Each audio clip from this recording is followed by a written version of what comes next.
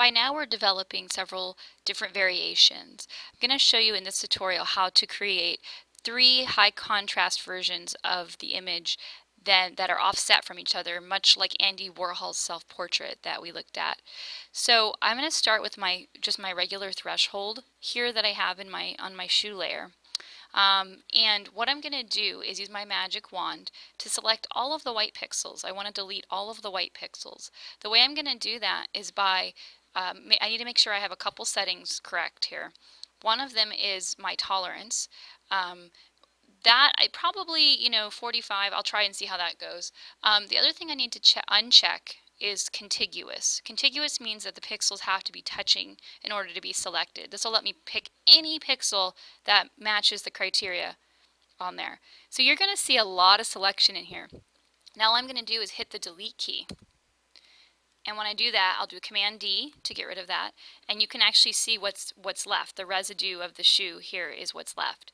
So now what I can do is I can duplicate this layer, and I'm going to use a different color on it. So I'm going to go ahead and duplicate the layer. This is going to be my shoe threshold copy. And I'm going to duplicate it one more time. I'm going to make 3 versions of it. So copy 2. And I'm going to hide the bottom 2, and I'm just going to start with this first one. So what I want to do is, instead of having black, I want to actually fill this with a different color.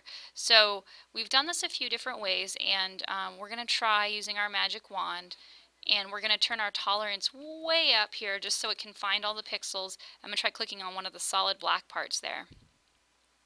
That looks pretty good. Now I'm going to try to go up to Edit, Fill Selection, and I'm going to select a color.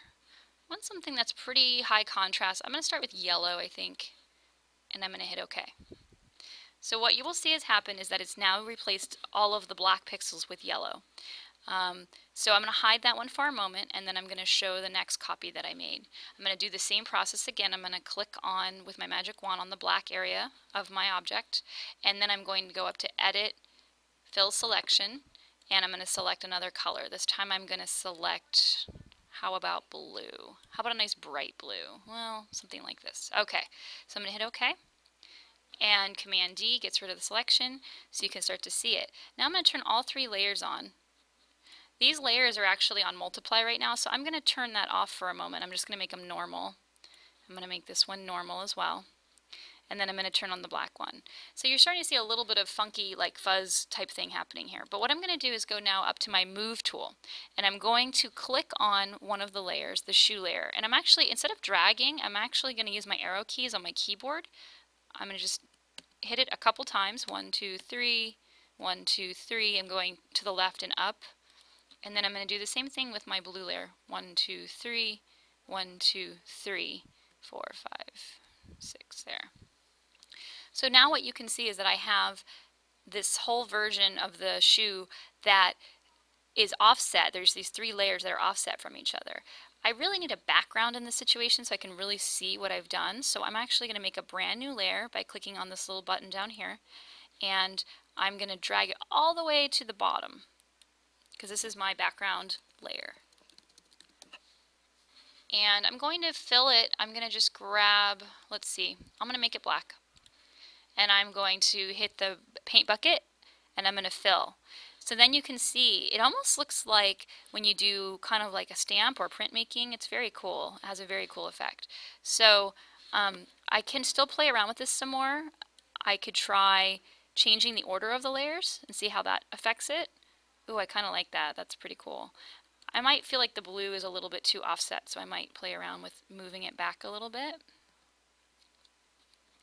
But that is the basic concept for creating 3 layers that are offset from each other.